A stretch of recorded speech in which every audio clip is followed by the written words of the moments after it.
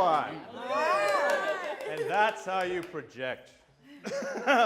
Welcome to the second town hall of HFF 2019, the 10th year. Did everyone know this is our 10th year? No. Yay! Just out of curiosity, how many people have done this thing before? Zeke. Okay. Everyone else first time? I mean, that's logic for you. Okay, yeah. Well, thank you all, the comers, backers, and the newcomers. All welcome. It's very exciting. It's turning out to be a very exciting year. Actually, I think this is going to be the best year. I'll be honest, it's the cheapest thing for me to say. Actually, you people in this room right now are the best looking people I've ever seen. Okay, I'd like to make a big thanks to Zeke and Hudson Theaters. Yay! For being so generous and giving us this beautiful space that allows me to pace vast and far. The agenda today is marketing your show. And really, that's the only thing we're going to be talking about, marketing your show. And after that, we're going to have a little Q&A. And after that, we're going to the plunge. Does everybody know where the plunge is? No? Oh, you're going to. The plunge is the Sacred Fools Bar over at the Broadwater on the corner of Vine and Santa Monica. So, Lillian in Santa Monica. There you go, Lillian in Santa Monica. So it's right over there. So join us afterwards. Note that the plunge opens at 5. So what I would suggest maybe is going out, talking a little bit, getting a coffee out here, a little snack, and then heading down to the plunge when you are ready, as it opens at 5. And that's the deal, right, Dave? 5 o'clock? Yep. Okay, fantastic. Welcome. I know we have Zeke over here representing venues. Any other venues in the house right now? Okay, so listen, if you still need a venue, talk to Zeke, because he's the only guy here. Welcome again. I'm going to talk really quickly about some key dates. I'm going to go through a bunch of information. I'm going to go through it relatively fast, because I'm from the East Coast, and I talk quickly. It's a thing. Once we're done, we're going to go through Q&A, and then when we're done, and hopefully everyone gets what they need from this event. So, key dates. April 1st. That's in the past. Yeah. Everyone remember what that was? That was registration's deadline. Now, it doesn't mean that you're absolutely screwed if you haven't registered yet. If you still need a little time, I mean, we need it as soon as humanly possible, because April 15th is our guide deadline, drop dead date, when it goes to the printer. So, please, let us know if you haven't registered, you're still in time, having any problems registering, let us know. April, hey, buddy, with clothes on, too. April 15th. Does everyone know what that is, besides the day after Game of Thrones? April 15th is the deadline for printed guide ads. So for those of you who don't know, we'll talk about this a little bit. As a part of your registration, you get a text-based listing in the printed guide. You do not get a pretty little picture in the guide. So if you want the pretty picture, and everyone's working on their amazing branding, graphics, and all that sort of stuff, no doubt, then this is your opportunity to get listed in the guide. So that's their due tomorrow. If you're completely swamped and absolutely need more time, please let support at HollywoodFringe.org know. And April 15th is also the date for the guide to lockdown. I said that before, specifically your listings. And we're going to talk a little bit about that, but you need to go into the website, check your guide listing for spelling, accuracy, all that sort of stuff. Very, very important. You don't want to be that person who opens up the shiny guide and sees that you misspelled the word cat, because that would be embarrassing. April 20th at 2 p.m., workshop number 3. Workshops are incredibly valuable because you get to hear from people who've actually done Fringe shows before. Not me, who's never done a Hollywood Fringe show. You get to actually hear from a panel of veterans. So our workshop series is fantastic. The subject of the next workshop is Festival Expectations, and that's at the Complex, April 20th at 2 p.m. All of these dates are on HollywoodFringe.org on the front page, by the way. May 1st. May 1st? Anybody? Tickets are on sale. So yes, relatively important thing. May 5th at 8 p.m. at the Broadwater Town Hall number 3. We're going to be talking about ticketing and everything there is to know about ticketing and generally getting ready for the festival. So that's a relatively important thing. Ticketing is obviously how you get money. May 11th at the Lounge, workshop number 4. Now this is one, I've not been to any workshops or town halls. Now that I'm thinking that all of you are excluded from that list. But if you, say hi to everyone at home. Hello. I'm pointing at a camera, by the way. Everyone at home, hi, welcome. This is May 11th, 2019 at the Lounge. How to tech your Fringe show. Now, you might have all teched the show before, but many of you haven't teched a Fringe show, and that's sort of a unique experience. So if you've ever done a Spartan race, it's similar. Strongly encourage you to go to workshop number 4. And then June 6th through June 11th, we have our previews, culminating in June 12th, which is the opening night party at the LGBT Center. Always an incredible blast. So much fun that we don't let you do performances that day. I suppose if we were smart, we wouldn't let you do performances the next day so you could recover. But yes, always a good time. June 12th, join us for our opening night party. June 13th through the 30th is my vacation in Cabo. No, it's Fringe Festival 2019, number 10. And then June 30th is awards and closing night party. And I will wait for the first question about awards, which is done. Hi, buddy. How's it going? Great. Okay. Okay. Let's get started, shall we? I'm going to whip through some information.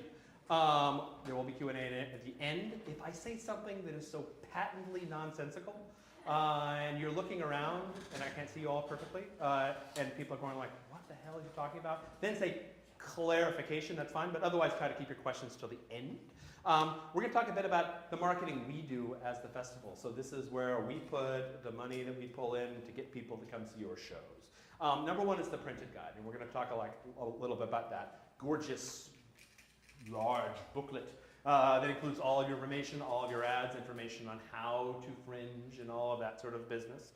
We have the website itself, which gets a couple million hits during the Fringe. So the website is one of the very best ways that you have to spread word of your show. We have pole signs coming up, and this is cool. Everyone knows what a pole signs are. You drive around, anyone's ever lived in Los Angeles knows what a pole sign is because they're up all the time. You're driving around, so when you're cool, you're with your significant other or family member, and you're cruising around, you see a Hollywood Fringe sign, you're like, yeah, I'm in that thing. And it makes you feel good, right? So they'll be going up relatively soon. Social media, we do a lot of social media. We do a lot of online ads. We work with a lot of partners to do cross-promotion with them. We have Fringe TV. That's at Hollywood Fringe, youtube.com/Hollywood Fringe, which are little segments that we do through the Fringe. And then we have various other opportunities that pop up all the time that we include in our marketing plan. So we do quite a lot of marketing, put a lot of time in that as well. From your perspective, what you can do, let's start talking about Fringe Guide ads first, because that's the next deadline. Again, due tomorrow. We heavily discount that for you guys. So starting at $200, you can have a quarter-page ad in the guide, full color, in every guide out there that we're going to be distributing.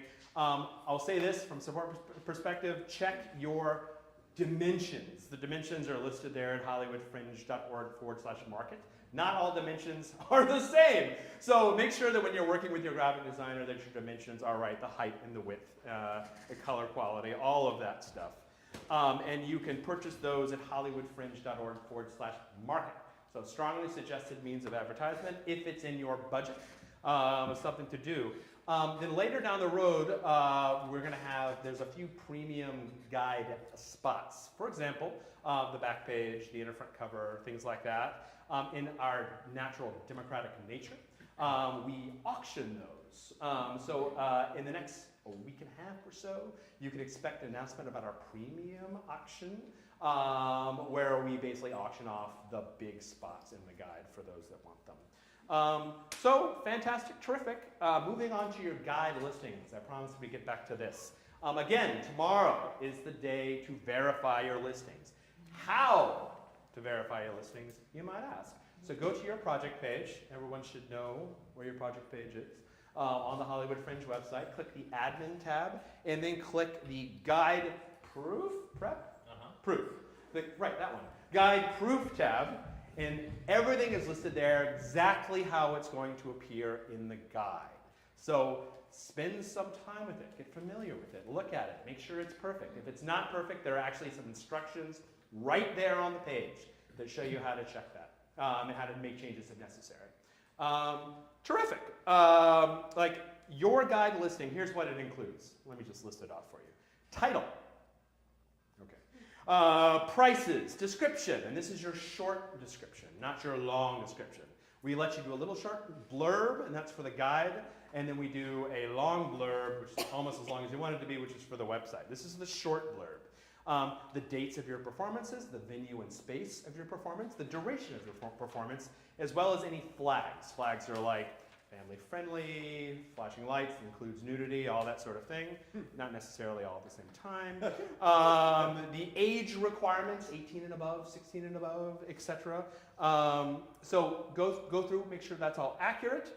And yes, if it's, if you do need something fixed that's wrong, things that you can fix, your show name, you can fix that. Your pricing, your description, your age requirements, and any flags, includes nudity, flashing lights, etc., that you can do. If it is a venue-based fix, if you notice the performance date and time is wrong, that's the stuff your venue enters into the system. So to correct non-price oriented venue performance changes, you need to go through your venue. And if you look tomorrow and suddenly you realize, oh my God, I need to reach out to your venue, and your venue hasn't gotten back to you yet. And there's Matt Quinn, who is a venue member as well. There we go. We have 2 venues here today. So there's Matt up there too if you need to talk to somebody about a venue. Yes, what I was saying. So yes, then I saw Matt and everything went out of my head. Okay. Okay. So anybody? So yeah, here's what I was saying. If it's tomorrow, it's April 15th, and you notice that I need to let my venue know, I don't know when my venue is going to get back to me because everyone's very busy right now and you need a little extra time, support at hollywoodfringe.org. Put it on our radar that you need a little extra time. Super. Let's talk about online ads. Everyone knows what online ads are. I mentioned before that our website gets over 2 million hits. It's a great place to put an ad because it's very cheap. We make it very cheap specifically for participants. You are charged per impression for the ads, and you can buy buckets of impressions. Now, what is an impression? An impression is not a click. Let's begin right there. An impression is not a click. We want everyone to get clicks, obviously, but ultimately, weirdly, the purpose of online ads isn't really for clicks. It's to sort of give that mental, sort of psychological note as a part of your marketing mix. Like I keep seeing that thing pop up on the website. I want to buy tickets to it. It's like that. So it's per impression. So what is an impression? An impression is a pair of eyes, or if you're a cyclops, one eye, looking at an actual ad as it pops up on the webpage. So if I go to hollywoodfringe.org/whatever, and I see your ad, me being a human, see your ad, that is one impression. If I refresh the page and see it again, that's a second impression. That's what an impression is. So you can buy anywhere up to like 65,000 impressions for pretty reasonable rates on the website. It's a great way to sort of drive it into people who go to the website to buy tickets to something else, to check a venue address, all these things and reasons why people go to the website. So it's a pretty good deal. Consider the timing of your ad. A lot of people have already bought ads, and you might notice that we haven't approved them yet.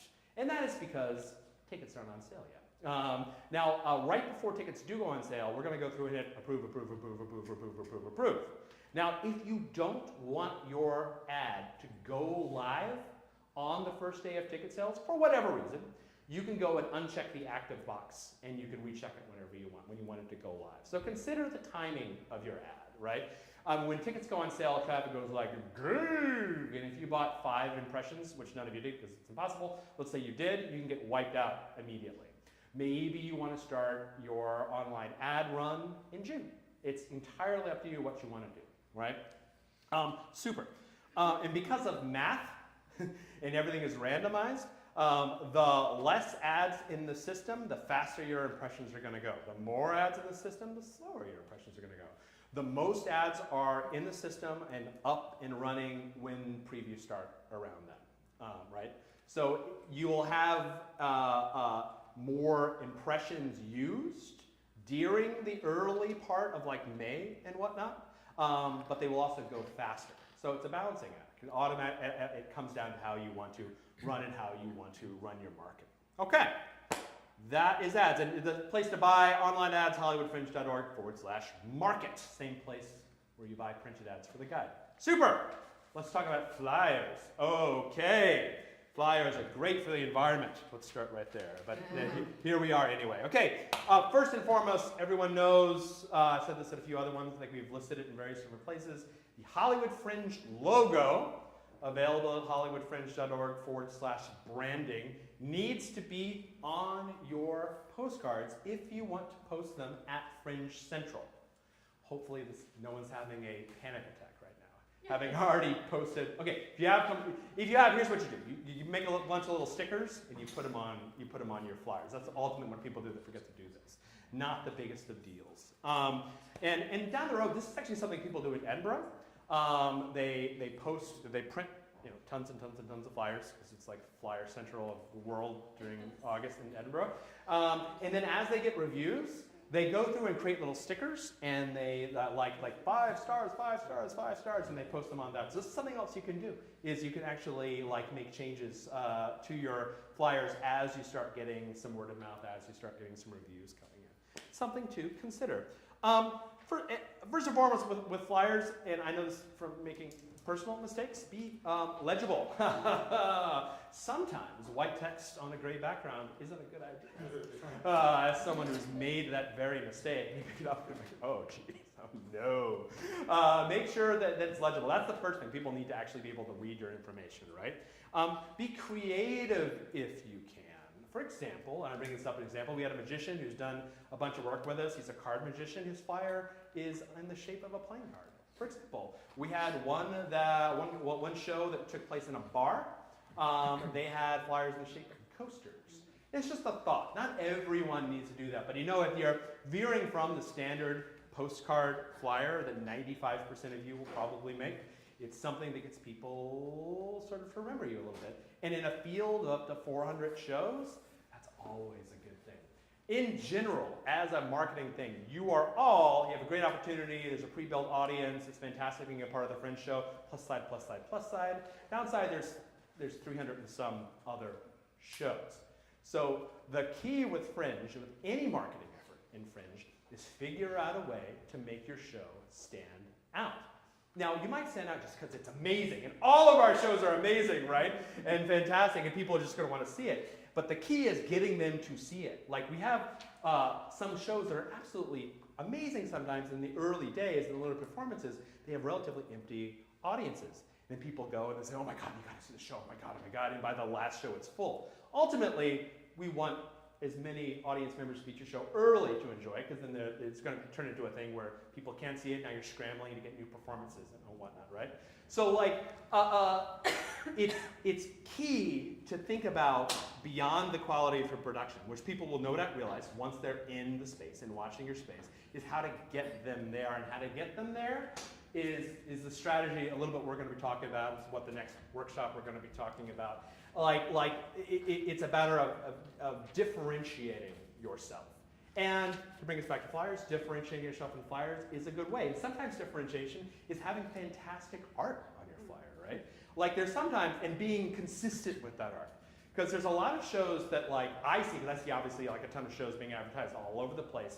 But sometimes someone comes up to me and says, I'm from this and this show. And I'm like, oh yeah, that's the one with the little devil horns on it and the clown kicking you in the butt. That one. Yeah, sure. I know that show, yeah.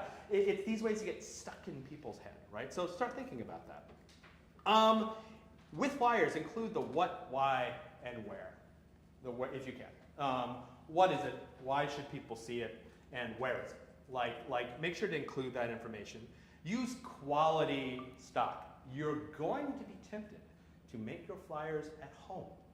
I say resist that temptation, because unless you have a professional quality printing press at home, they're not going to look as good, and And there are ways to differentiate yourself negatively. Oh, you're the one with the crap cardstock. Sure. So try to avoid that. And also, this is a pet peeve of mine, two sides. Use two sides. Spend the extra $5. Use two sides. If I see a postcard with just one side, it's couldn't afford the second side. Come on, guys. That's your opportunity to put all your information.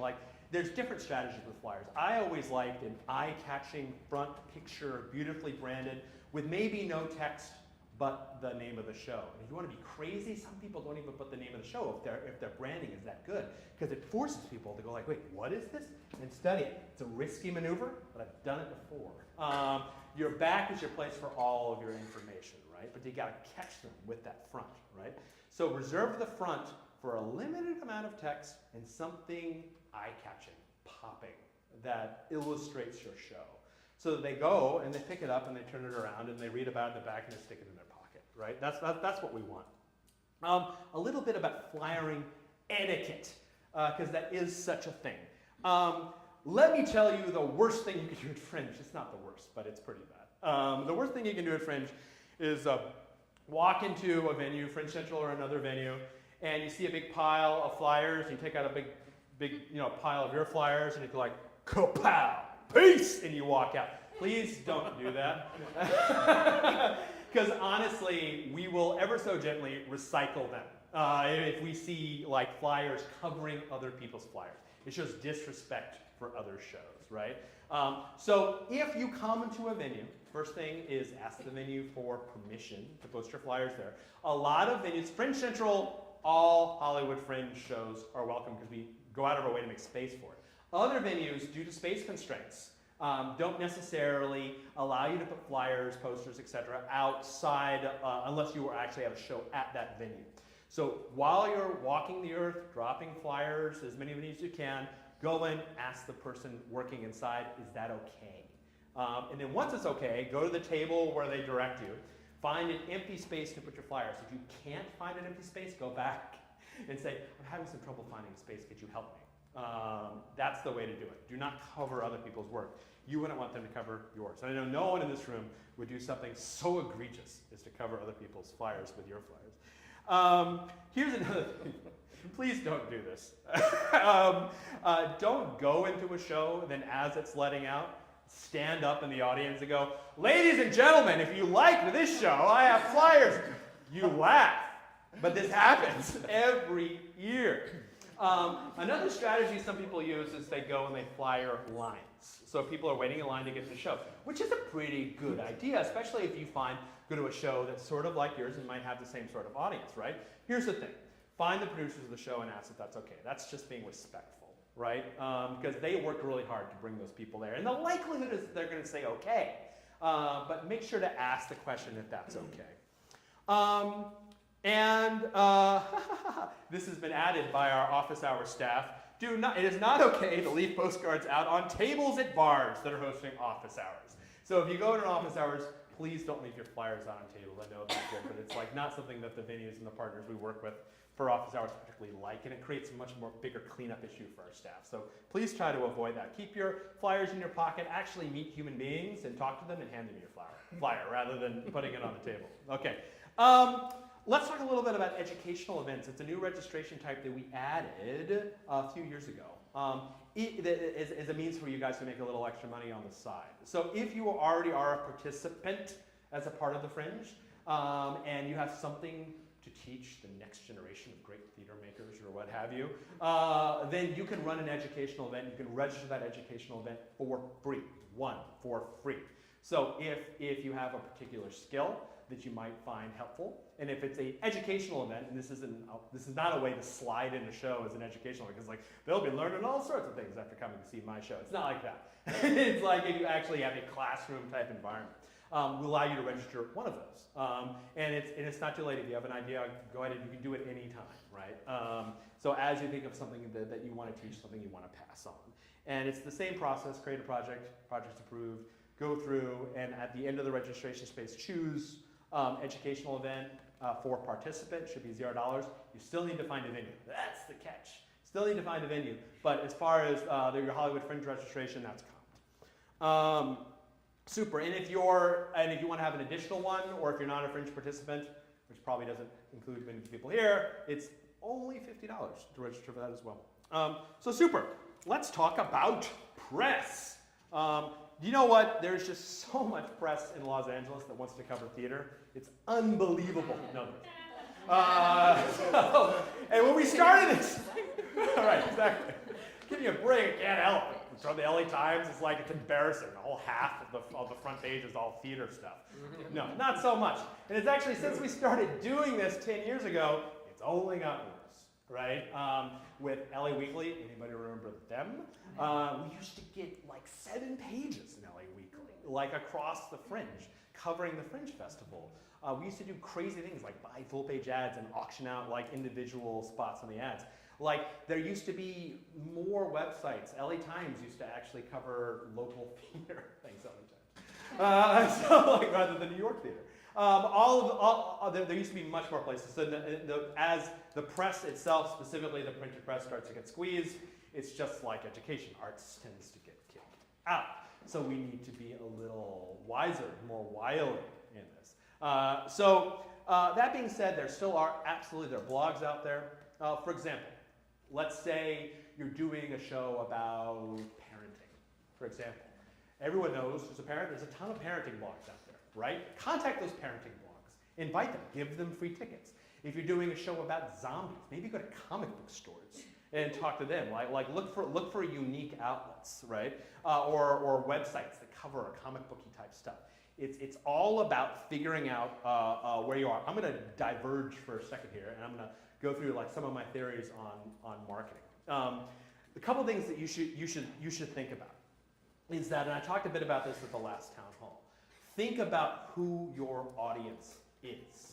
And I go so far when I did this for shows, I actually gave them names. My name is Jeff.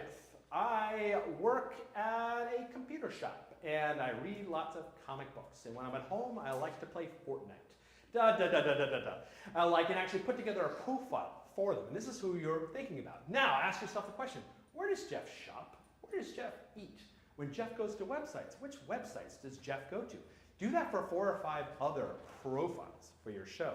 That will open your mind a lot as far as who your audience is. The key with marketing, with any marketing, is know who your audience is. Because if you don't know who your audience is, you can't market to them, right? It's incredibly important. So think about that. Also think about this whole concept of multiple impressions. I think the rule, and they keep changing this, is like 7 impressions make a sale, something like that, right? So like online ads, that's an impression. Social media, that's an impression. Printed ads, that's an impression. Getting a flyer handed to you at an event, that's an impression. All these impressions will ultimately lead up to a sale, right? But it can't just be one. And that's when we're talking about online ads on the Fringe site or Google or Facebook or elsewhere, is it's not about the clicks. It's all about that sort of insidious psychological thing to sort of like get in your brain, like, all right, that group. So think about that. Another thing to think about is people. I always bring up this book that I read a long time ago. It was called The Tipping Point by Malcolm Gladwell. For all of you Malcolm Gladwell, it's a good book. It's a great marketing book. And here's why. Because they identify different people in the world that can help you to do it. One is this example of mavens. Find out the mavens. Who are the mavens?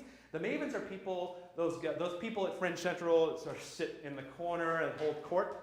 Like these people. They know everything. They know what's happening at the Fringe. They know everything. People come to them and say, what should we see? What should we see? What should I see? What should I see today? I got an hour. Like they're the people that do that, right? And then there are the connectors. And let me tell you, Fringe has plenty of connectors. People who know people who know people who know people. Seek them out because they're the talkers, right? They're the people who bring people together. Seek these people out. Find the mavens. Find the connectors. Befriend them. Like genuinely, not in a bullshit sort of way. Like genuinely, right? Think about that. Think about putting together deals on the shows. I'll see yours if you see mine, sort of thing. Let's trade tickets. Let's get together and let's do some promotion together, be it cross promotion or going in together on an ad. All of these things are a good idea. Like there's the sort of like the theoretical marketing stuff that we talked about, which is like the profile your people. And then there's there's like the on the ground working it, hustling aspect of marketing. You're doing good by being here. If you go to office hours, you're doing good. Because it's like ultimately like who sees Fringe shows? Certainly other audience members, but also Fringe participants. It's Fringe participants who talk. So get to know Fringe participants. Don't be a jerk. Everybody knows that rule, right? Don't be a jerk. Be a nice person. Support other shows. Be supportive. If somebody needs something, try to help them. Realize that we're all in this together. It'll pay back in dividends, right? People will see your show early, they'll talk, and then more people will come to see your show. So think about that. Sorry, everyone was like, weren't you talking about press? I got diverted. Okay, so let's talk a little bit about press awareness. So press releases. Everyone should generally know what a press release is. It's okay if you don't. There are only about 3 billion examples on the internet right now. My rule about press releases is don't try to be creative. Everything else I say, be creative. Press people are lazy.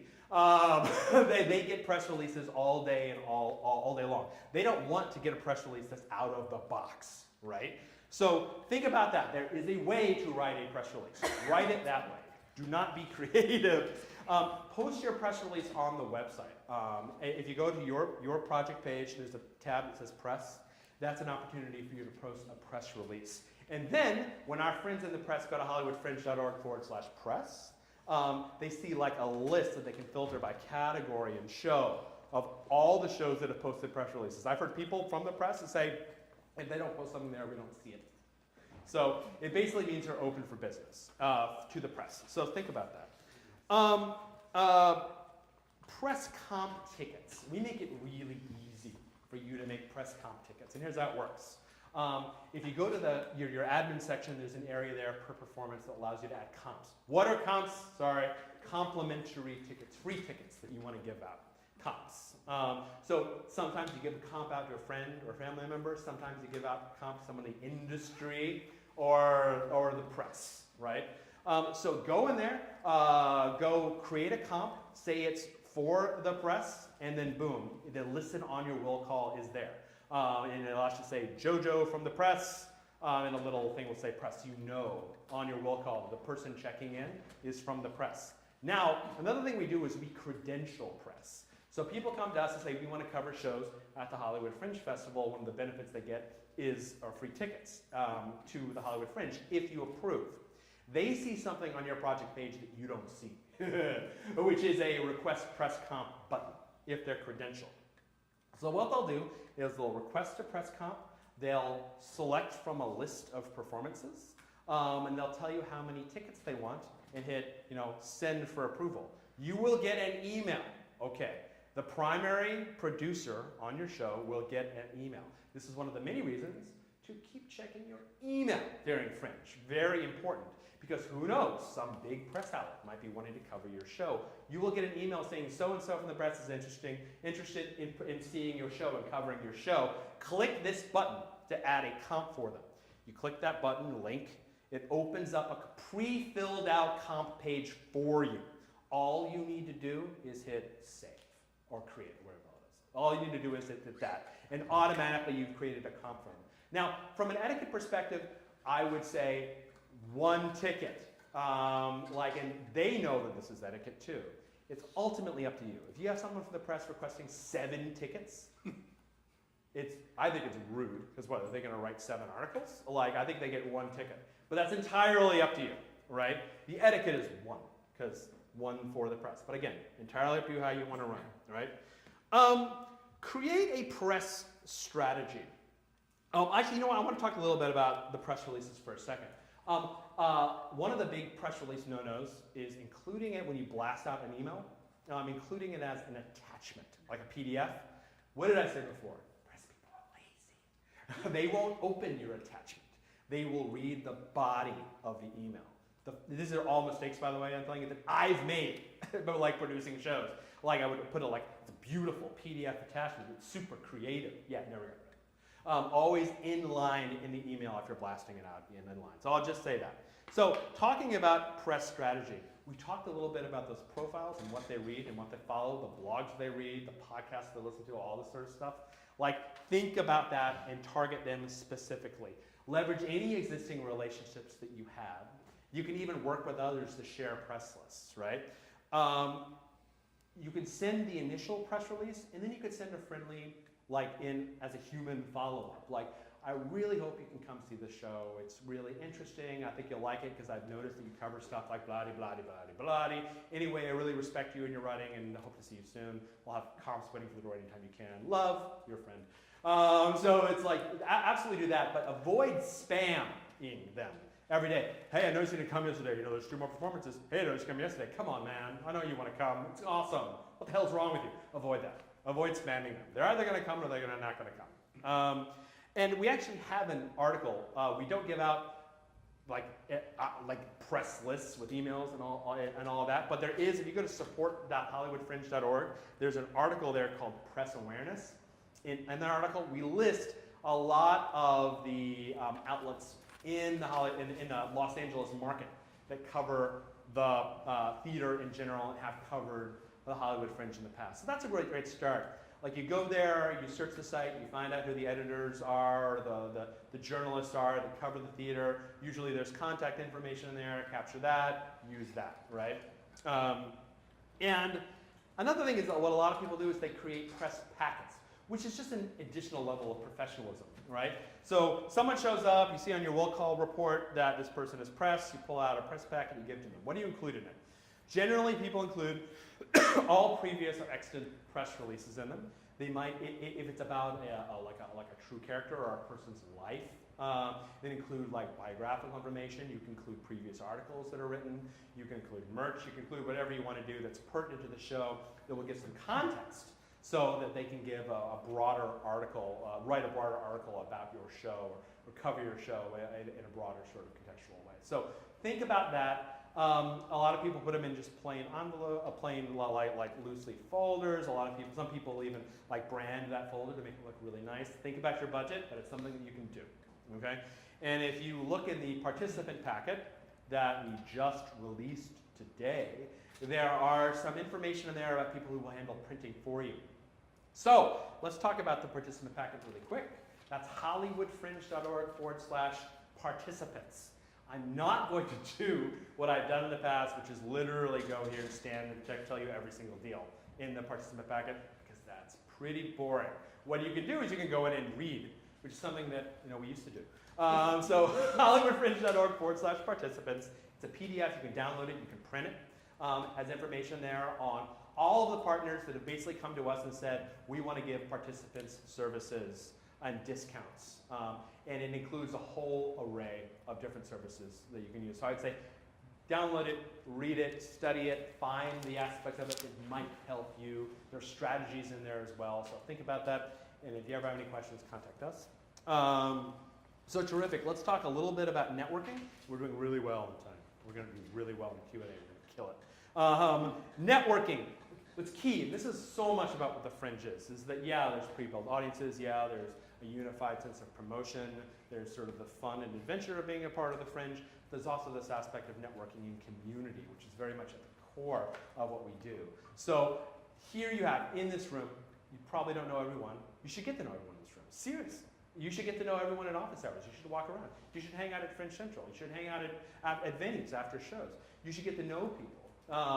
You should invite people out to lunch or coffee. Think about ways that you can work together, or just go see their shows, and afterwards say something other than congratulations. Everyone knows what that means. Go out and actually be a part of the community. Go to the parties. We're going to have some parties that we're going to be throwing during the Fringe. The opening night party, the prom. Everybody knows prom. The theater prom, the last Wednesday. Then we have the closing party and everything else in between. So, think about going to these things to meet people, networking. Studies have shown that people are 95% more likely to go to the show if they know you. That's not a true study, but let's just say it's anecdotal. It is getting to know people is one of the things that allows you to leverage this community. Everyone paid to be a part of the Hollywood Fringe. One of the benefits of being that is being a part of the community, right? And in taking advantage of that. And that will ultimately lead to more ticket sales, right? Which is great. It's great for you as an artist because you get to find new potential partners. It's great for you as a producer because you bring more people in. And it's great for you as a human being because you aren't at home playing Fortnite. I don't know why I keep bringing it up. All day long.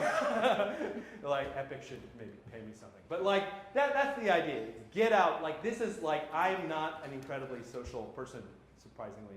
Some of you perhaps. But during the Fringe, I am social as all hell. I'm going everywhere around. Everybody should. I say this in the first night. You can sleep in July, right? In June, do what you need to do that's safe and mostly legal, like to keep yourself like awake and going, right? Like seriously, when I see midnight shows, I'm ridiculous basket case. Sometimes like I can barely move my eyes and there's a midnight show I'm gonna do.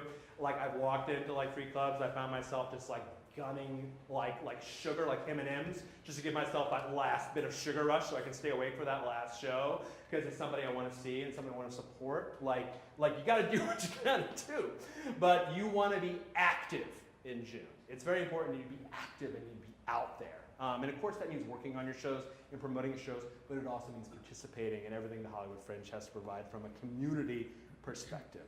So super. I mentioned office hours, hopefully everybody knows what office hours are. From now until the beginning of the festival, every Wednesday, we partner with various Hollywood bars. Usually earlier in the evening, we go out and we get, like at this point, hundreds of people that show up. It is a networking, like gold mine of people just as terrified as I imagine most of the people in this room are right now. And it's a chance to be together and realize we're all in this fundamentally together. We're all approaching a lot of the same problems. So think about that. Office hours, if you can make them, you don't need a drink. You can just go and hang out and have water. Have some fries. And enjoy the time and enjoy the community. Everyone's out there for the same reason. You'll find everyone's incredibly friendly and mildly terrified. So that's terrific. Social networking. We're getting really close, folks. Hashtag HFF19. I used to have this whole time where I talked about what a hashtag was and what Twitter is and how to use Facebook. But I think ultimately you kind of get it at this point. Like Twitter, like Instagram is the big thing that's come across in the past few years from the perspective of marketing your show and giving it part of the community. By all means, use these social networking because they're mostly free. Facebook, mostly free. So think about that. Use hashtag HFF19 on everything you possibly can. I remember this amazing time not too long ago where if you liked my page, then I posted something on my page that you would see it like this amazing time on Facebook. But now you don't. You don't. You might as well be screaming very loudly out your window at this point if you don't put a little money behind it. So if you want to go that route, and it's somewhat, not as wonderful as it once been because Facebook obviously has some problems. If you have a page and you want to blast your people, don't think that just posting is going to make them see it. They won't. Like I don't know what they do. They like kick it back. When we post something, we have thousands and thousands and thousands of followers on the Hollywood Fringe Facebook page. If I post without putting any money behind it, maybe 75 people will see it organically. But then I put money behind it, and magically, so many more people see it. So think about that, because Facebook investors are people too, folks. So think about that. We need to give them some money. But in all seriousness, if you are going to post on Facebook on your page, kick some money behind it. Otherwise, you're fundamentally wasting your time, sadly. Twitter also has an advertising structure. Instagram has an advertising structure. These are things to think about as strategies that you can use as well.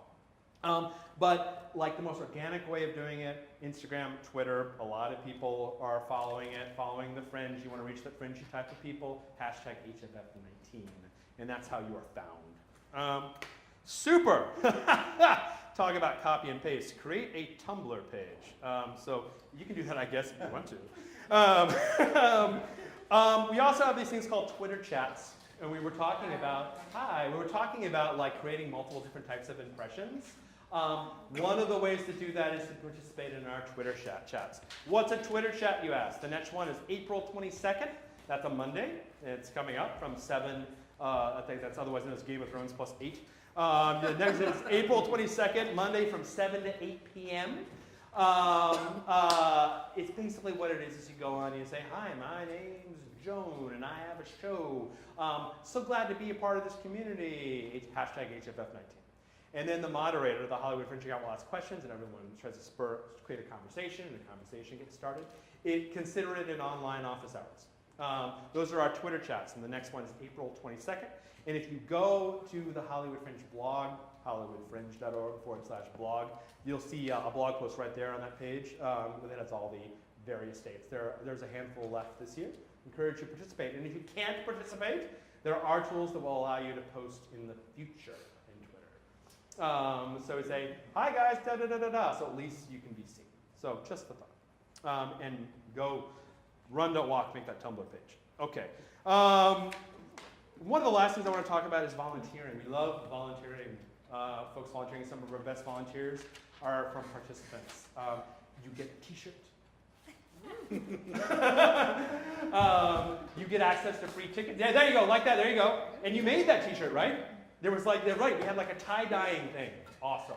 There's like a tie-dyeing celebration for volunteers. Creative. It's super fun.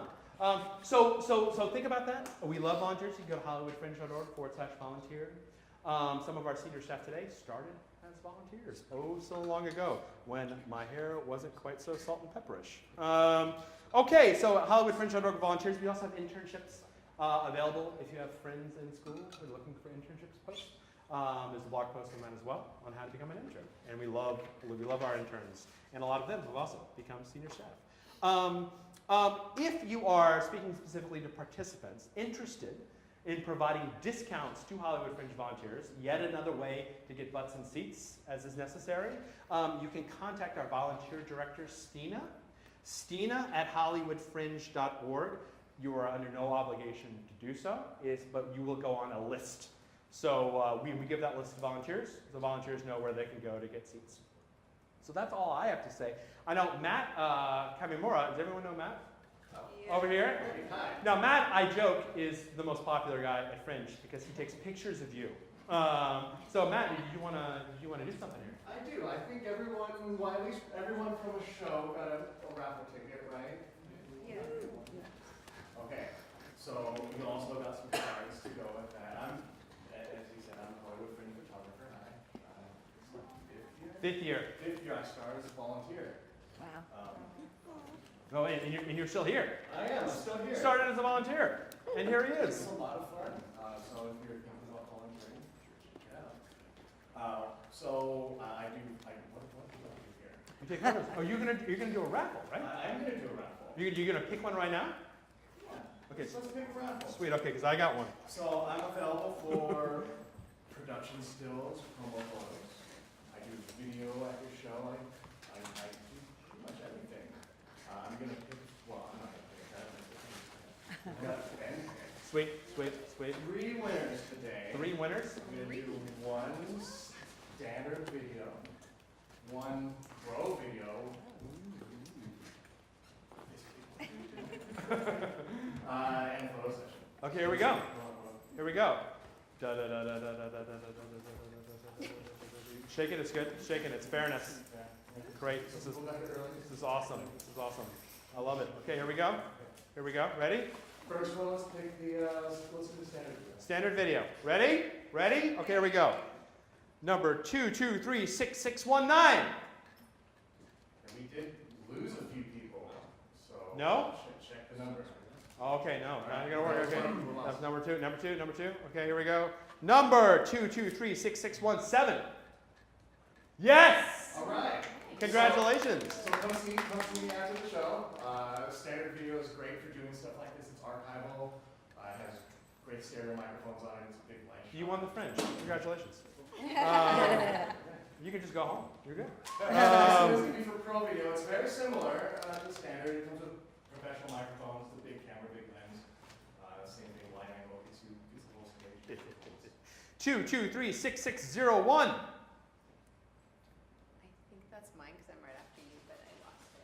I will look for it. Oh my God. Well, what's the? Actually, yeah, she was number 1. I was right after you. Because you were 0. Yeah. I think we have a winner. Okay. Kind of. It's Okay. in the candy canes. Sorry. And this is the last one? The last one for pro video. I mean for the photo session. Photo session. Okay, right. 2236611. Oh, that's me. Oh, congratulations. Awesome. Well, everyone, you will play it with me after the show. And we'll figure it out. And you're all winners for participating. You are winners because hold on to the tickets. It's as good as cash. If you're looking to book a session, I'll give you $25 off. There it is. Bring me the ticket. Thank you, Matt. Thanks, Matt. Okay. Now it's Q&A. And here's how we do Q&A. We do it in a very similar way we did it in first grade, where we raise our hands and you wait to be called on. And the way it works is you stand up, you say loudly and proudly the name of your show, maybe the name of yourself as well. and then you ask your question. You might just want to stand up and say hi to everyone, which is okay, because it's a town hall. All right, so who has questions? Yes. Hi, I'm Anne Marie Larisha. My show is called Walking on Eggshells and Stilettos. I know. Effective. My question is about impressions. Yes. Can you check how many you have? Yes. Okay. And Do you want me to tell you how? Yeah. Okay. At any given time, you can go to, you can click on your face in the upper right-hand corner of your account, and there is a listing there that says advertisements. And you can click on advertisements, those are your advertisements, and it'll take you to a page that has all of your advertisements. A shortcut would be to go to hollywoodfringe.org/my_ads. And you can see, A, how many impressions you have left. B, you can see how many clicks you've had. And you can refill impressions if you need to. My second question. Fantastic. All right, great. We'll also, don't worry, send you an email when your impressions are running low. Any other questions? Yes? Hi, I'm Christy Pedigo. I have a show, Bunny the Elf, Woo! live, as Stephanie Fury. And my question is about these online ads. What if I decide later I want to do them? Like, is Monday, or is the 15th the deadline for those as well? Or can I decide in June and give you the ad in June Yes. and do it in June? Good question. The deadline tomorrow Yeah. is just for printed ads. Okay. Online ads you can buy, save, really forever. So like if you want to do Hollywood Fringe again next year and you still have impressions you didn't use this year, you can deactivate it and push it towards next year. Okay, So but I anytime. don't have to purchase it now. Correct. I can purchase later. Anytime, Awesome. literally, ever. Yeah, there's no deadline whatsoever. Okay. Yes? Hi, my name is Glennis McCarthy. I have a solo musical called Cave Girl the Musical. And my question is also about online ads. I didn't find any specs about like what it should look like. Good question. Yeah, I mean, like Dave, what do we tell people? Well, dimensions they're online? scaled to 200 pixels wide, so it's best to author your ad at that width. And we like you to keep it below like 500 pixels tall.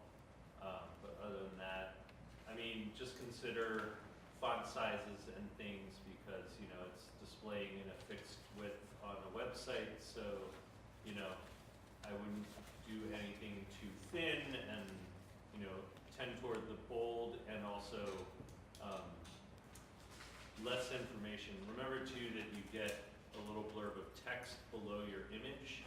So unlike a postcard where you have to put everything on there to make it a one-stop shop for all the information, not only do you have that text below your ad, you can also make it so that your ad clicks, you know, through to your project page where you can have a lot more information. So I would focus in the image on, you know, making something eye-catching with minimal text, and then rely on other sources for the text. And, you know, you can link it right to your tickets page if you want. So, you know, no need to put your dates and times on there because that's going to use up your real estate real fast. Has anyone contacted support at Hollywood Fringe or support in any way in this room? Yeah. That's Dave. He's the one running it.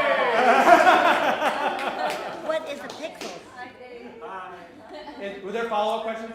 Yeah, just to follow up, Dave, then for the image on the Fringe site, your project image, is that 600 pixels? The image on your project page can be any size you want. It gets sized down to the thumbnail size that you see when you upload it, but then if anyone were to click on it, it blows up to its full size. So. Any follow-up questions to that before we move on to subject-wise? Yes? He's talking about pixels. What is a pixel? What's a pixel? That's a really good question. A pixel is how we in the web design world measure length and width. So it's like So it's a hard to little quantify. dot on your screen. It's like a dot on. Ultimately, Your it's a computer dot. screen is made of a bunch of dots. So Right. when you have a resolution for your screen like 1920 by 1080, that means there's 1920 dots for every line of width, and there are 1080 lines of height. Yeah. On a laptop, say a regular size laptop, 200 pixels is about that.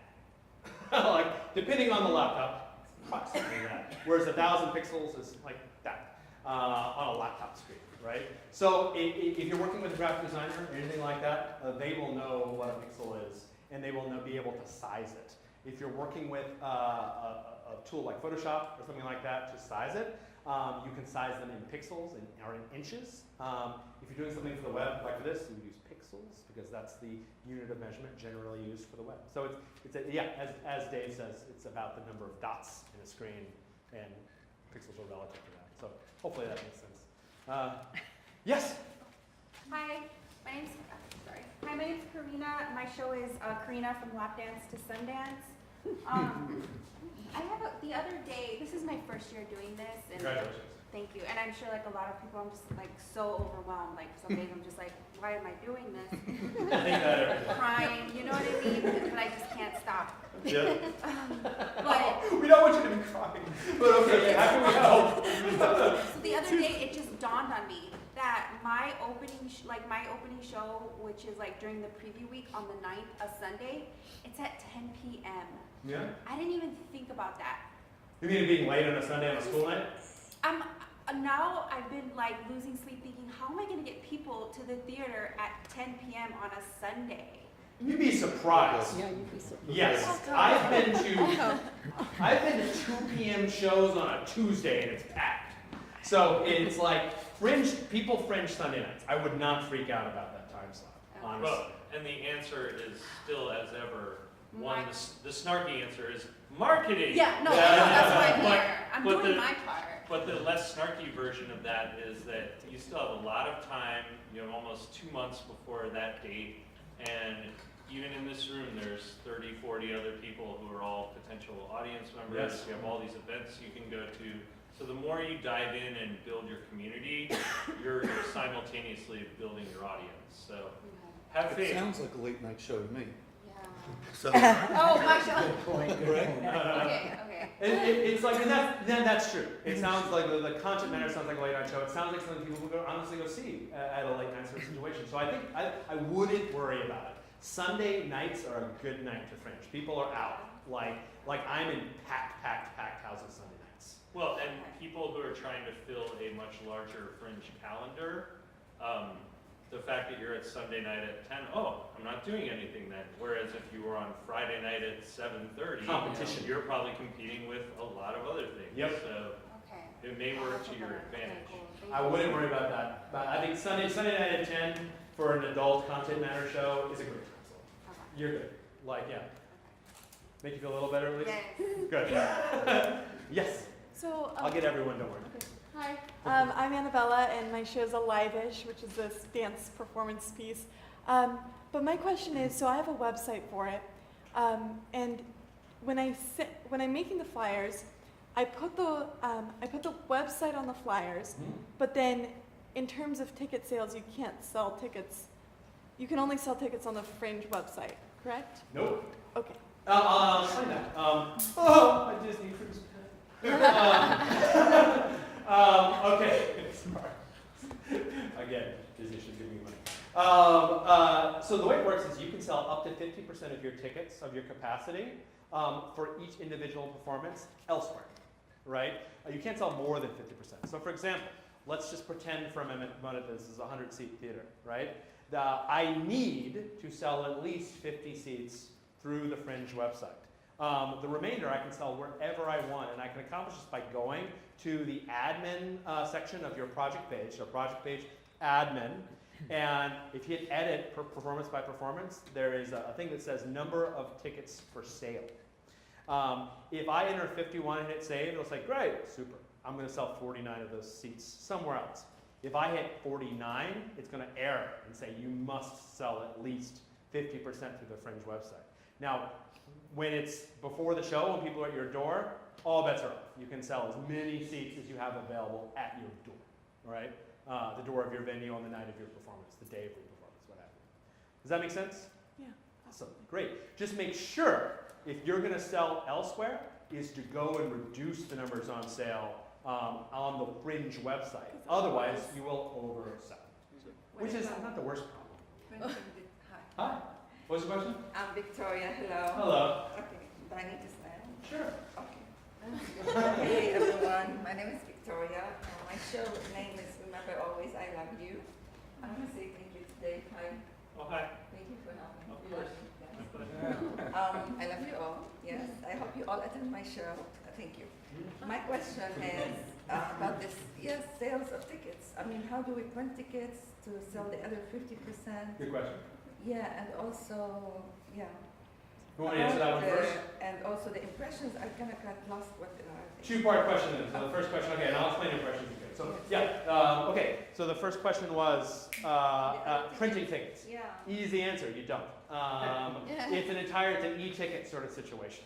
So you don't actually print physical tickets. So on the website, when you sell a ticket, it'll go on your will call report, which is the thing you print out before you go to your theater the day of to check out people who are showing up at the door to verify that they bought tickets, right? So it's basically, there isn't a physical ticket that they receive. They receive an email saying, congratulations, you bought a ticket. And their name will be on your will call report that you'll have at the door. Does that make sense? That's it. Oh, there are no tickets. Right, there's no tickets.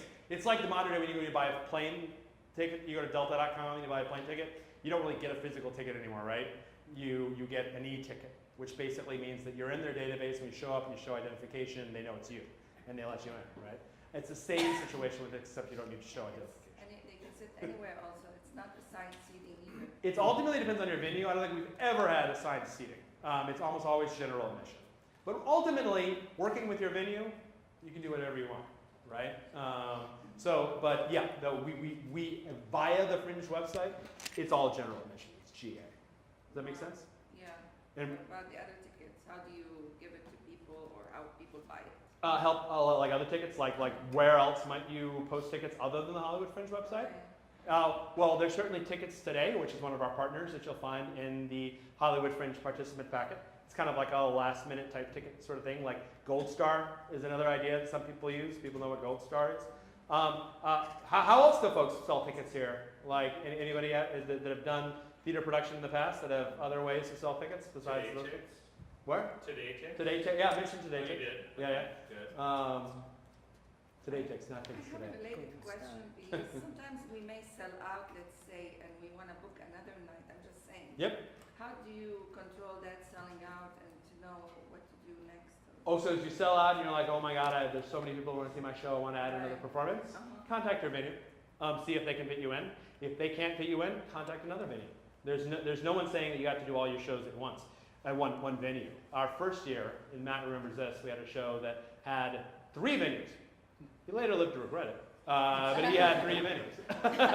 It's the way you can go. People play primetime hopscotch, and they try to book as many primetime shows as they can.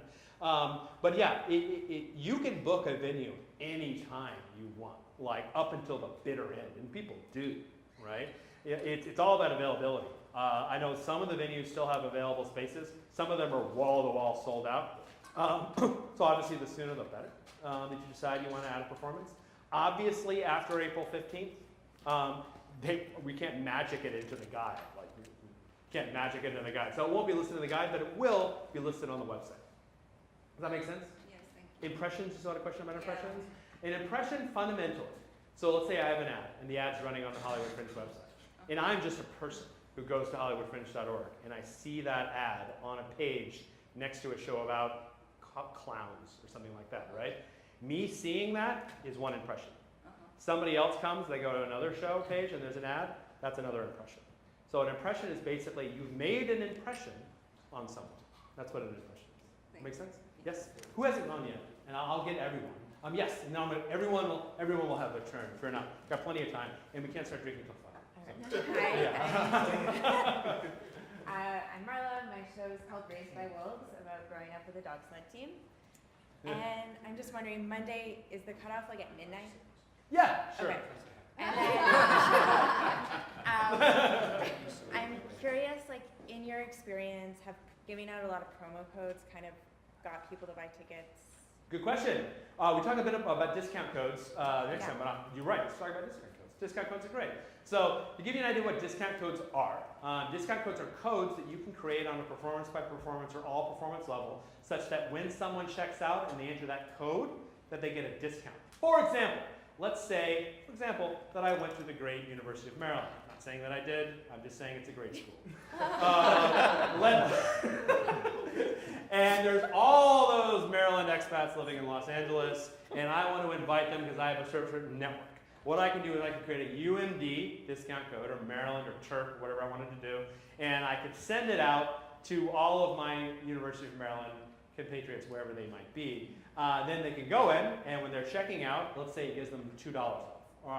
Like it's a $10 ticket, but with the UMD Chirp code, it's $7, right? And at the cart, they can put in a discount code and they can get this. And there's a couple of good reasons to do that.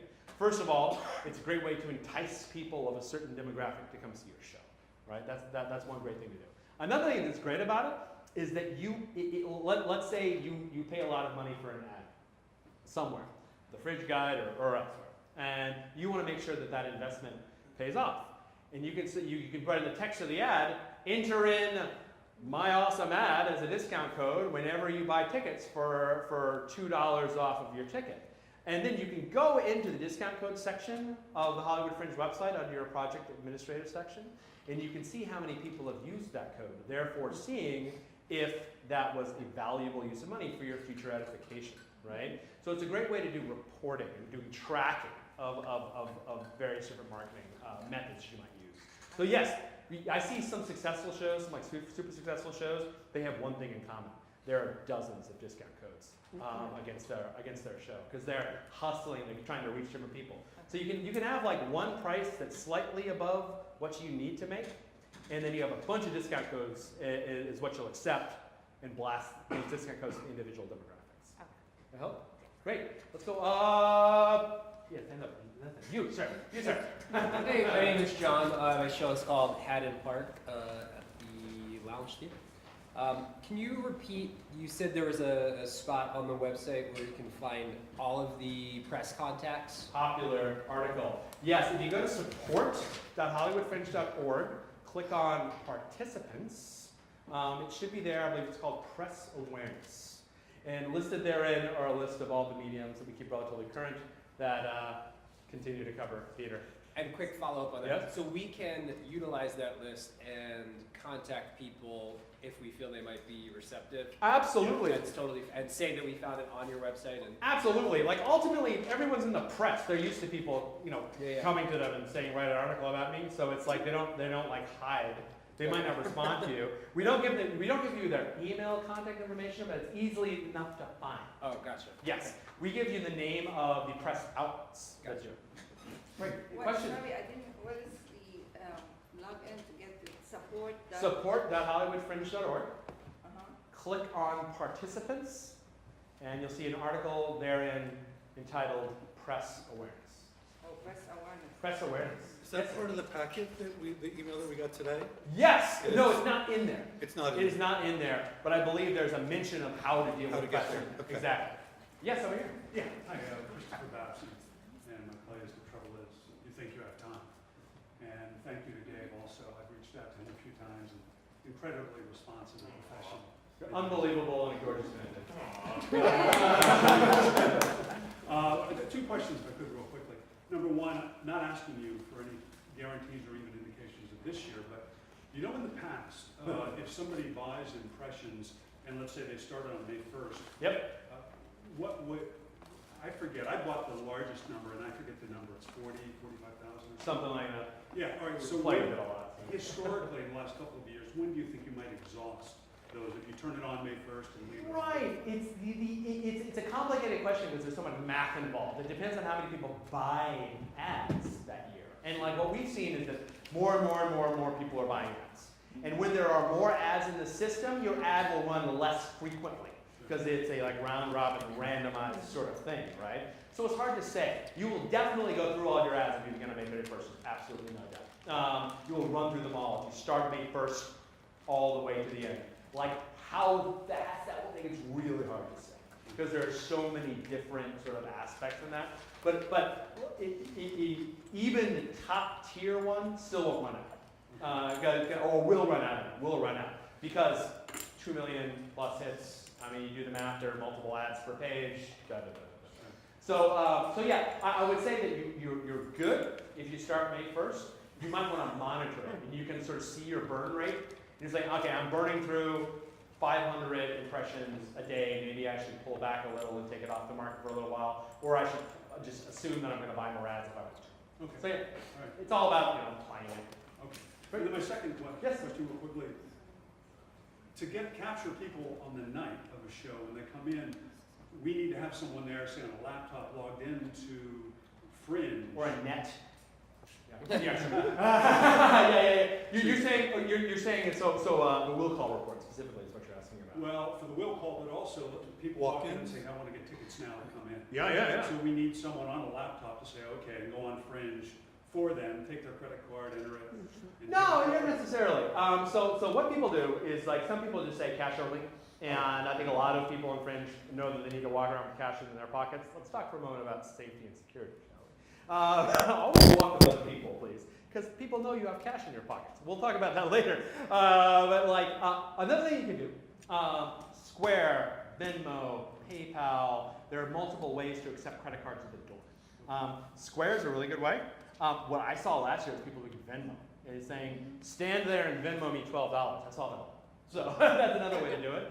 Venmo is like PayPal, kind of. I think it was invented by the food service industry. But yeah, there are ways. Square is the most obvious way. You get your Square type of thing, and you accept chips now, and you can take a credit card right there, and it'll go into your account the next day. So Square might be your best thing. It's squareup.com last time I checked. And you need to buy the little dongle and put it on your iPhone or your iPad and you can swipe cards right there. You don't need to go on the Hollywood Fringe site to do that. Does it work on an Android? Yeah, absolutely. Yeah, awesome. Thanks so much. You're very welcome. Yes, in the corner. My name is Zachary. I'm doing the musical comedy Earth to Karen, and I just wanted to know, last year I had a show and we were kind of hounded by Better Lemons to register our show with them, and then have all the reviews go on their site instead of the Fringe site. Do you see that as a bad idea or another opportunity to get your show's name out there? How to answer that? I have a lot of reservations about it because I was like, we don't need two websites. Let me put it this way. Yes. The Hollywood Fringe Festival does not partner nor endorse Better Lemons. But you can do whatever you want. And I would add to that, if anyone is receiving any sort of behavior that you would deem harassing From anyone. behavior from them or anyone else, I wouldn't say harassing. we'd love to know about it. A lot of emails, that's all. I got an email today from them through the Fringe site. Did they contact you through the Fringe site? Yeah, saying to register your show, what you're talking about, to register your show. And Thanks for letting us. with the dates and things. Yeah. I hear from a photographer through the site as well. His name is Matt. Yeah, You can it was do. the same kind of email, actually. That's true. Yeah. Awesome. Look, they're a business trying to build their own business. You guys can do whatever you want to do. If you, under no way, shape, or form, need to, you're under absolutely no prerogative to do so. But if that's something you want to do as part of your marketing mix, then by all means. I just kind of wanted to get your take on. Are you Google reading them and anything read that some I'm articles about it. A little bit, but okay. All right. It's look, all I'll say is that they were once an official partner, they're no longer an official partner. Yeah. And that's all I'll say. Read in what you will. Thanks for that. Yeah. Who else? The email kind of suggests they're still a partner. Good to know. Thanks for letting us know. They're not. We list all of our partners on our sponsored section of our guide. We list all our partners in the participant packet. They are in the other spots. The email is directly from the Hollywood Fringe. Yeah, I have it. It's coming from the Hollywood Fringe, but it's saying signed Bitter Lemons, right? Because it's just like you would receive any other. It's from info@hollywoodfringe.org. Sure. Which makes sense. That's because they're sending a message through the their Fringe website. account on the Fringe site. I can send you a message and it'll say the same thing. Exactly. We just bounce all the emails that are sent through the messaging feature on the site. They all appear to come from info@hollywoodfringe.org. Right. I mean, generally, just like anything, it's not true unless you hear it from us. Is there a separate email address though that the correspondence specifically from Fringe comes from, so that you can differentiate that? I mean, that's a really good point. I would have no idea. Well, you could tell just because like the subject line of those kind of emails would be something like, you have a message on the Fringe site, or something like there's a generic form that they take that I could look up for you.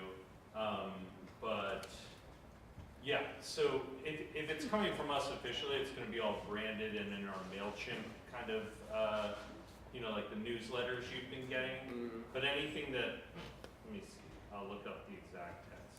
Bear with me for 1 second. It says new message. Yeah, I think, yeah, exactly. It'll say new message, and it's like intra-site email. The equivalent is like you're on Facebook Messenger, and you're going back and forth and talking to someone, you get an alert that you have a new Facebook message, it's like that. But yeah, thanks for letting us know. No, they're not partners. Does that, everyone picking up what I'm laying down? Yes, sir.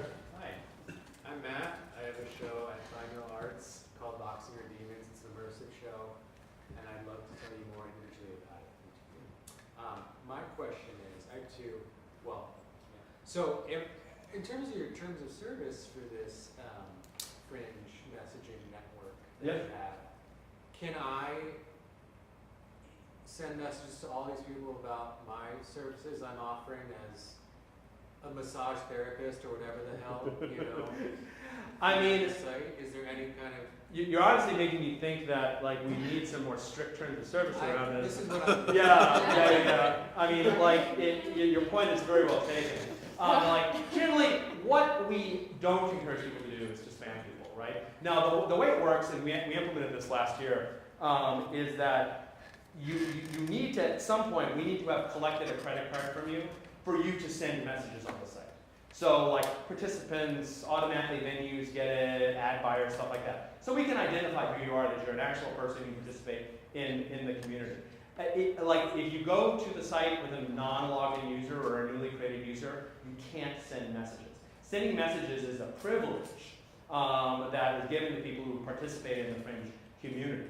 Now, it makes sense that we were to add some language in the terms of service to say, here are the terms for communicating with the Fringe community, and breaching those terms will inactivate your ability to send messages to others. And this conversation, I think Dave and I are going to have a conversation about this, about stuff we might want to add into the terms of service. But yes, for you participants, I would say, is to use it conservatively, responsibly, is to not go to everyone and go like bam, bam, bam, bam, bam, bam, bam, because nobody likes to be spam, right? And we'll work on I think some of the points brought up here are very well taken, and we'll work on some terms of service around that. So if someone does abuse that as we define abuse, then we have sort of a terms of service basis to say, sorry, you can't send any messages. So yeah, thank you all for bringing it up. Does that answer your question? Yeah. In terms of the public flyering marketing, are there, do you have someone looking at the decency of things kind of in a public space? Well, one thing that we don't really deal with in Fringe, as you know, is the concept of morality and decency so much, because it is subjective ultimately. So we don't have anyone let me put it this way, if you are extolling hate and anger and violence in any sort of way, I think that is in our terms of service, that we can say it's like no dice, like we can't have a show that is some sort of national socialist recruiting platform, stuff like that, because it's inciting people to violence. Then we say, no, you can't do that. But almost anything else in the Fringe, we don't say oh, there's sex or nudity or simulated violence and stuff like that. It's obviously, it's an anything goes sort of festival. And there's a big warning on the doors because of that, because there's no one sitting and saying, this is okay and this isn't okay. But there are limits, and those limits usually involve incitement to violence. And that's pretty much one of the only limits that we do. There's no morality police at the Fringe, because they're expensive. So to clarify, if you get a message through the site, they all take the form of, it has the Hollywood Fringe logo at the top, it says new message, : and then whatever subject line they have used, and then it says received from, and then the person's name with a link to their account page on the website. So that's what the format of those messages is. And I think we might want to go a step in the future beyond to make it clearer that this is not something from the Hollywood Fringe Festival itself. It's from somebody who has the ability to send messages through the Hollywood Fringe website, which is, again, only people that we can identify in some way, shape, or form. Yes? Hi, Michael Fuller. I'm doing two shows. One is Undertow, the other one is Food for All, both being done at the Stephanie Fury Theater. I was going to ask you because it was very quick, but I did that last week. You could hardly understand me because I spoke just like you. Yes, I remember. I'm sure you did. My question is, would you kindly go over the comp page again? How Sure. we do that thing? How to create comps or how to set prices? It's in the notes. You said we go on our. How to create a comp for a show? No, it's going over.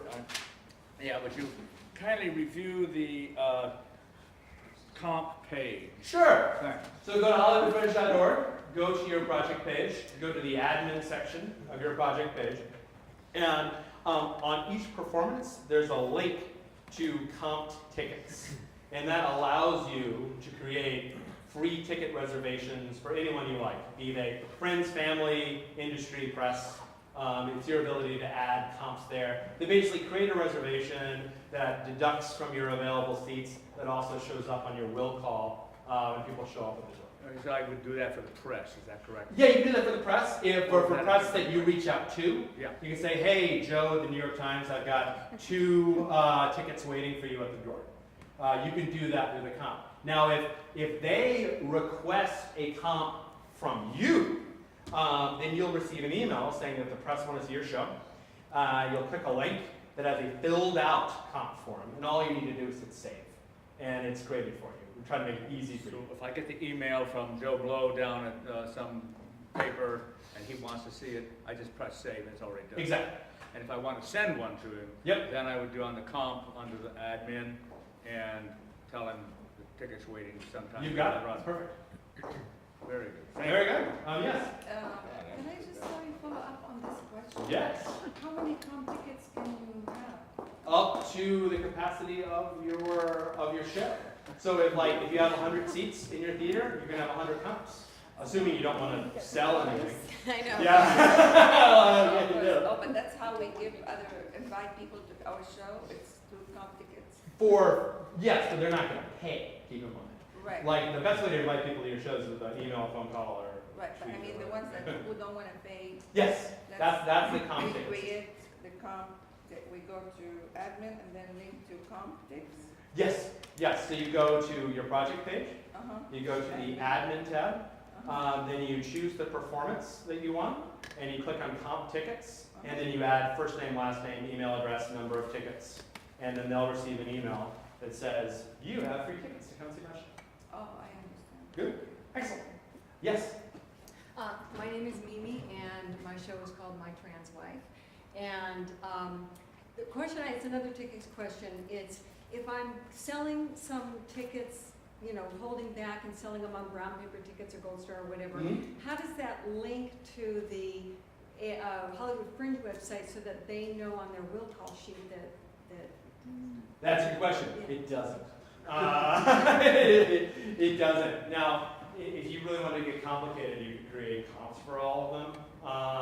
But I wouldn't. I would just say at the door, where did you buy your tickets? Oh, you bought them at Gold Star. Pull up your Gold Star will call, and then find them there. There's no linking back to the Hollywood Fringe Festival website, unfortunately.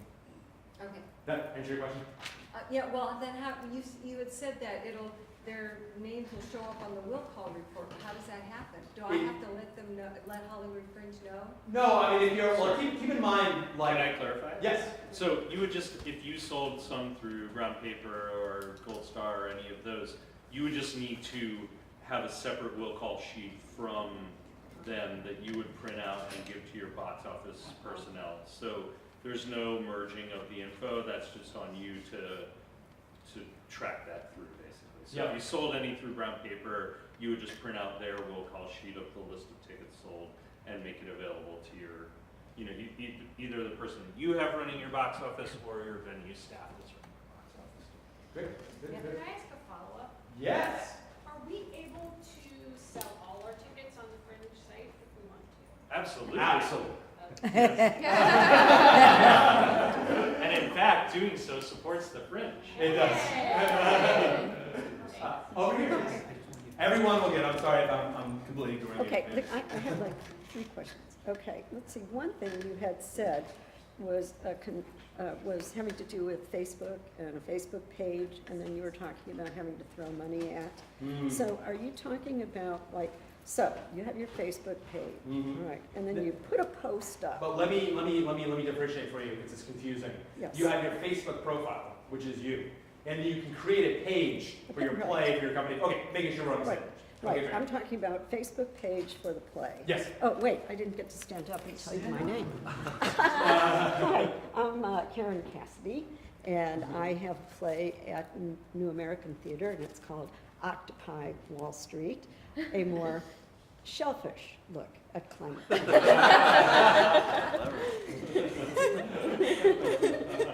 Okay, all right. So like, I'm asking you, when you're talking about like throwing money, you're talking about like when you do like, say, an individual, a post on your Facebook page. Yes. You're throwing money at that individual post. They call it boosting. Boosting, yes.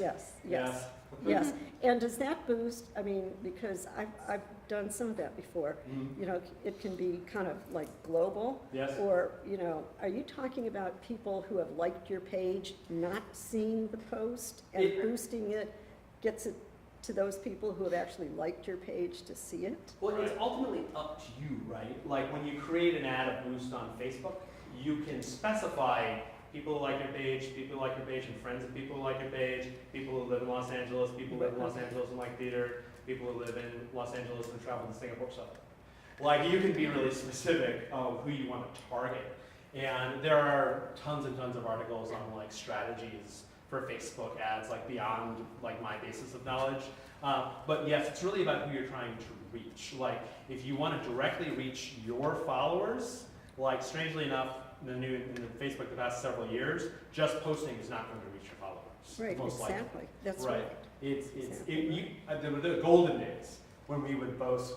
There were the golden days when we would just post and people would see it. Then there were the silver days when we would post and boost and we get crazy wild numbers. Yeah. And now there's the current days where you feel like you're just like handing your credit card to Mark Zuckerberg and say, I trust you. So that's kind of where we are now, faulty garbage days. Right, and the other thing about Facebook is once you've invited people, you cannot re-invite them. Right. Which is kind of a pain. Yeah, but you can always like go to their page and message them. And Right. But you know, that's something. Now the other thing I'm curious about is why are you recommending Tumblr? I'm not a joke, sorry. I'm thinking to myself. Hey, does everyone do their search via Alta Vista? I know, it's like, I'm thinking to myself, Tumblr? I love Tumblr. What? I know, I like Tumblr too, but that is it's the Wild West, man. It's the Wild West, and they've recently implemented a lot of nonsense like policies that have just crushed it and killed its soul. Okay, I'll just tell you, Friendster is really coming back. MySpace. And now that MySpace has lost all your data, you can just start reading. MySpace Live Journal, come find me. Yeah, Live Journal. There you go. Okay. But yeah, I'm just kidding about Tumblr. Like, by all means, if you want to do Tumblr, go for it. Yeah, no.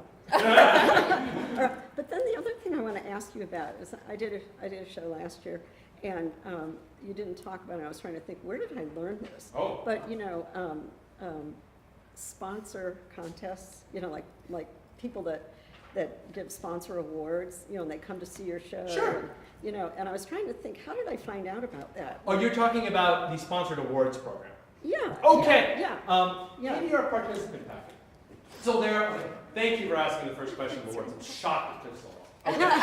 So there are 2 types of awards. I go through the awards the next town hall. I go through the whole thing. But here's sort of the brief idea of how awards work. There are 2 types of awards we give at the ceremony of the last day of Fringe. One are sponsored awards and one are the Freaks, which are the official community-based Hollywood Fringe awards. The Freaks are all voted on by you and the greater community. Venues, people who have reviewed shows, people who performed in shows and produced shows, people who have bought X amount of tickets, that generally participate in the Fringe, as loosely defined as the Hollywood Fringe community, right? They can vote on their favorite shows on a category by category basis, on Best World Premiere, on Best International, and on top of the Fringe. Now, it's the best worst system or the worst best system you can think of for something festival that no one on earth is going to see every single show, right? So it's in part a marketing award, it's part getting people to come to your show, and ultimately once they're there, making them love it, right? That's what they work. There's no perfect system. We've tried them all. This is where we ended up. Those are the community awards. Then there are the sponsor awards. Now the sponsor awards are adjudicated by organizations. Now anyone can apply to to give a sponsor awards at the award ceremony. There is a cap to the amount you can take, obviously, because there's only so much time. And there are certain requirements that you must meet that are all articulated on the application page. Those sponsored awards could be something like Best Actor, Best Director, Best Use of a Flyer, Best Trailer, Best Costume, stuff like that. Or Best Horror Show, stuff like that. You know, it can be very specific, right? And right now we're in the application period for that. So you can go, if you go in the participant packet, there's a link that will take you to apply. Hey, right, Dave? Do what? There's a link to about sponsor awards and how to apply for sponsor awards. Yes. Yes. That will take you to apply to have a sponsor awards. Now, in the coming weeks, we're going to show all of you in one big page what all the approved sponsored awards are. And at that point, you can contact them and say, I have a show about the Aztecs in your Aztec award, right? It's very specific or very loose. I have a show that's a comedy that takes place in Australia for your greatest Australian comedy award, or something like that, and you can communicate with them directly and say, I want you to come see my show, I'd love 2 comps for you, please consider my show for your award. So are you going to send out an email to participants saying when that list of sponsored? Absolutely. Okay. Once the time has elapsed for people to apply, we'll send out what all they are to everyone so you can spam them. No problem. Spam them. Send the hell out of them. It's fine. Just don't spam the press or each other. But awards people. Matt's right now going, that is your question? Yes. Great. Anyone else? Yes? I got you. Next. Hi, my name's Alyssa. We're doing a show called 2 for 1. It's a dark comedy. I'm wondering about the brochures. Like, I'm just curious because I've never seen one. Like, what percentage of people have like a picture ad? And also, just like, I'm curious how visually they look. And also, where do people get these brochures? Like, how are they disseminated? Sure. The best place to get all of you is percentage of people who do it is 25%, 20%. It might be a little more than that. A little more than that, maybe? You can check out hollywoodfringe.org/guide. Will be last year's guide as a PDF. Okay. So you can see how it all looks, and you'll get a lot of ideas because there's myriad ways to do these things. HollywoodFringe.org. Right now, until the next couple weeks, HollywoodFringe.org/guide is the 2018 Hollywood Fringe Guide.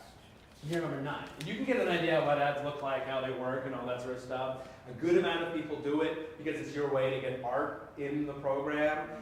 We disseminate heavily through the Fringe reverse right here, and then beyond to like places where people who go see theater walk the earth, right? Like we don't put it in every A&P like in Glendale or something like that. Like we were targeted on where we drop them. Because fundamentally, the guides that we create are about $2 each. So think when you're holding one of these guides, that's $2 worth of paper that you're holding because it's giant, right? And we don't want to despoil the earth, so we try to target it in the best possible places. But when you're here on the streets of Santa Monica and beyond, Santa Boulevard and beyond during the Fringe, most people are carrying around a guide with them. People get their guide, it's something they collect year over year, it's kind of a big deal. So it's like, as we still live in the age of paper as it pertains to that, it's a good idea if it's in your life.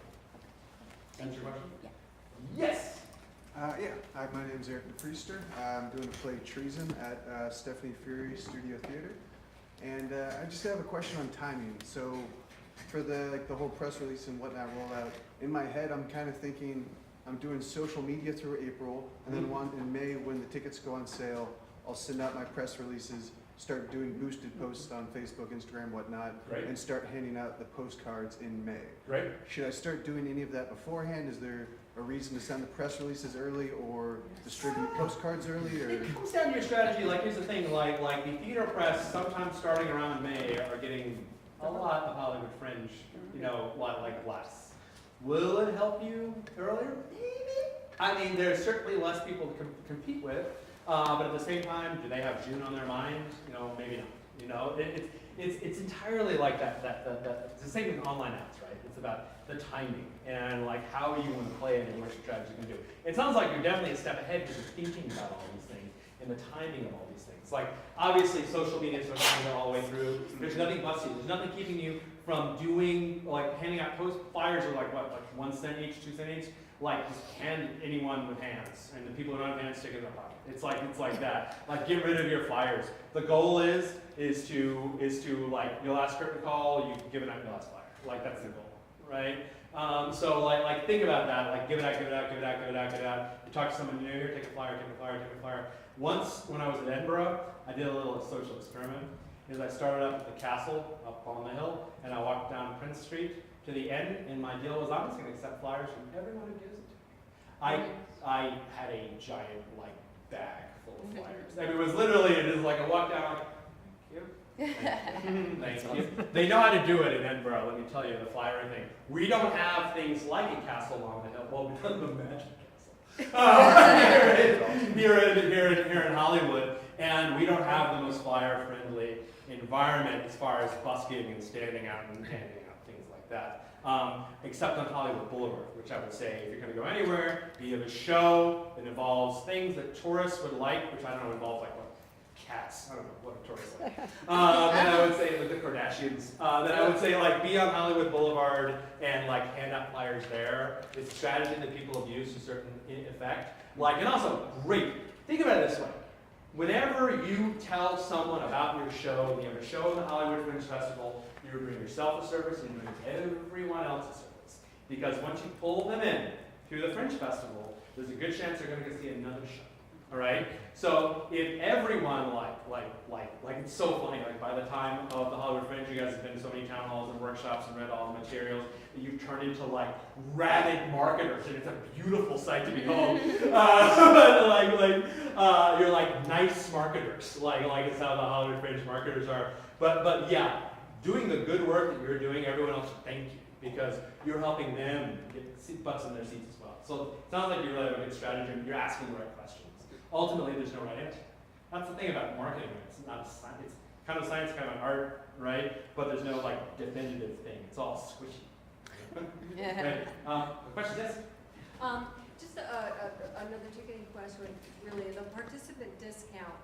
I'm sure it's whatever we want it to be. But is there an average, like a $2 off or half price or whatever that people have normally offered participants?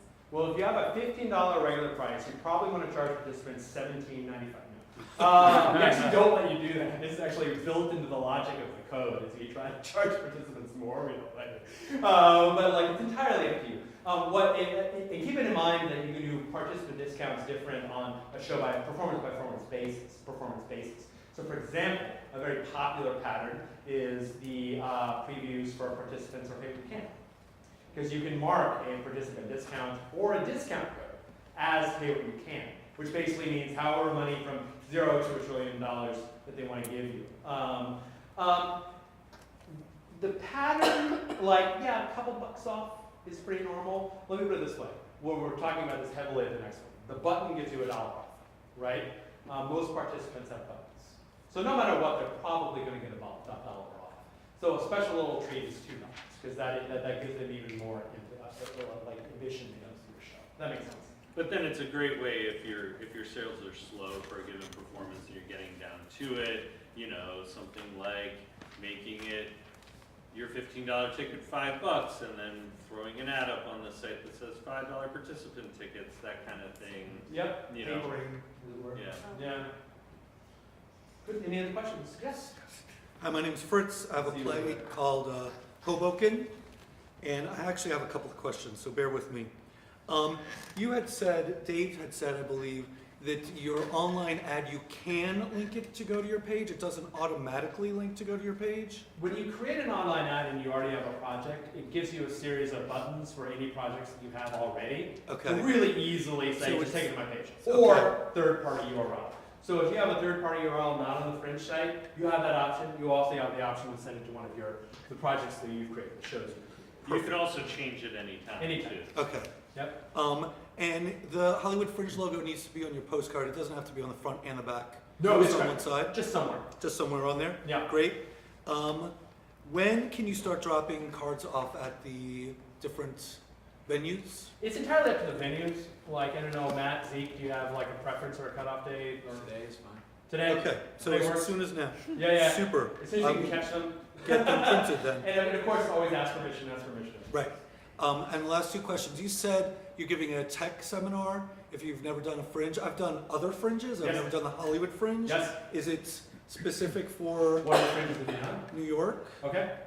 Yes, you should. So, well, so it's not specific in as much as every venue is its own little island and is going to have its own tech systems and whatnot. This is much more of a, well, it's so our longtime lighting director and then our one-time technical director slash video artist about town. Slash Helen Hazel workman. Yeah, so people who have a ton of experience who have worked on a lot of Fringe productions, giving you some tech best practices that you can then layer on to your specifics at your venue.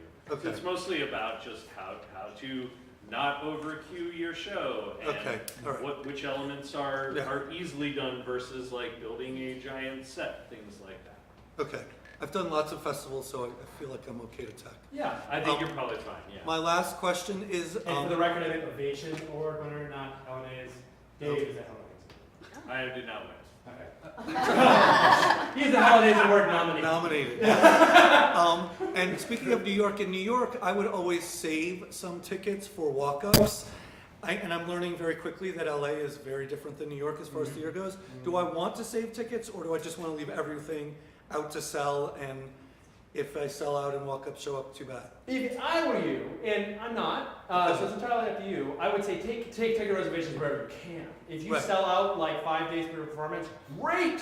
Okay. What's the possible downside of that, right? I mean, if those people don't show, sell them again. You know, so it is Okay. like if those people don't show. So I'd say I there's understand. nothing wrong with it. Yeah. Okay. All Absolutely. right, thank you. Good. Benny. Benny Lumpkins, producing the show Red Bar this year. So my question has a lot to do with my marketing ploys versus selling 50% of my tickets online. Right. Here's why.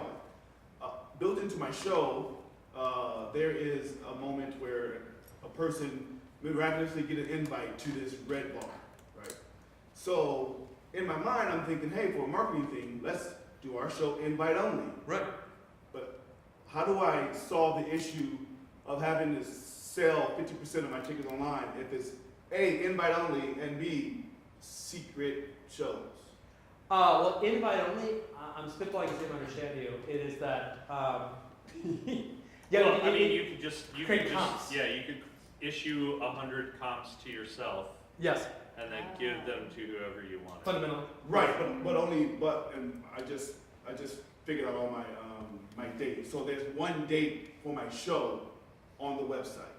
There's 3 other secret shows. Secret shows. That's not on the website. Well, that's a unique. A, do I need to go back and pay another $225? And then B, what do I do about the secret shows? Because I can't sell it. What's the 225?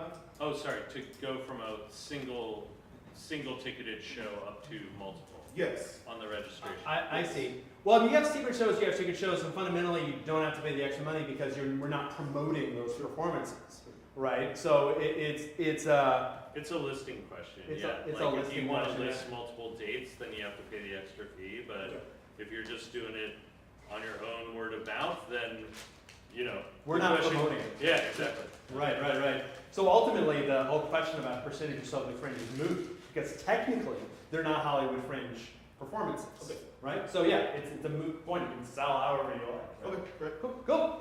Other questions? Yes. Comment.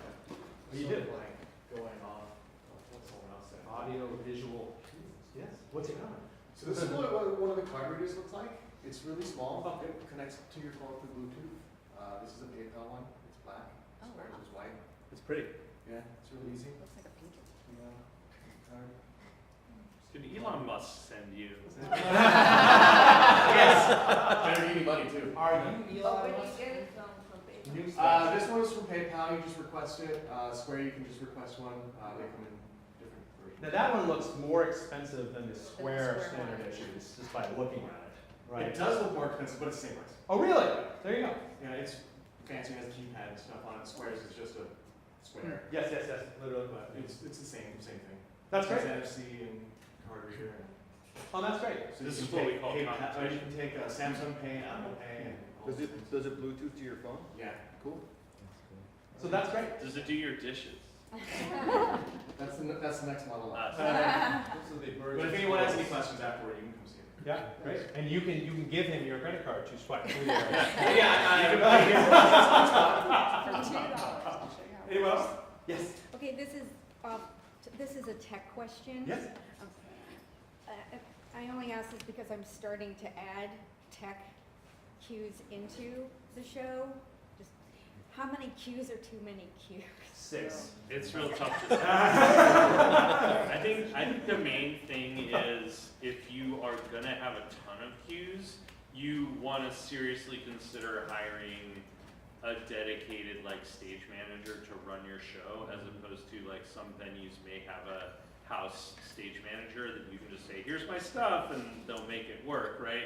Well, if you're gonna have 200 light cues, then and that's just a wildly off the top of my head number.